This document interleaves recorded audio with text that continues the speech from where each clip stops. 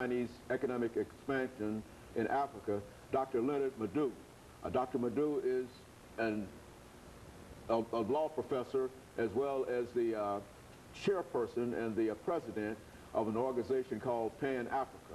And of course, Dr. LMadu8NEW, let me welcome you to the show this morning. Let me apologize for getting those terms and those your positions sort of confused in a real sense. But it only means, Dr. LMadu8NEW, that when we talk about the implications of the economic expansion of China in Africa, it simply reminds me of a show that we did almost 25 years ago. That's correct. Dealing with Africa and China, when at that time I think that you mentioned the fact of China becoming more important and stronger in Africa, and since the Olympics and et cetera, we now have a different view in terms of what is going on in China. And so those are the things that I would imagine that you're going to talk. Let's start off by having some background information in reference to China in Africa, Dr. LMadu8NEW. Yes, thank you. My pleasure, to be back on this program. It's always a pleasure.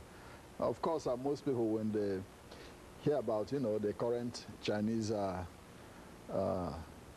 business interests in Africa, I think it just started today. But they forget that the Chinese have been in Africa for very long. In fact, as far back as 225 BC, the Chinese had trade relations, with Africans.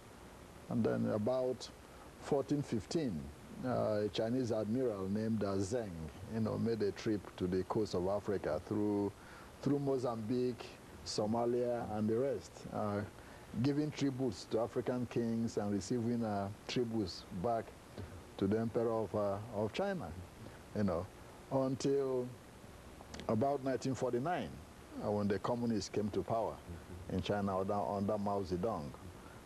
Because of the political situation in the world at that time, China's intent was to cultivate the so-called Third World, which means Africa, Asian countries, Latin American countries, then under the yoke of colonialism, to help them, become independent, and at the same time use them to balance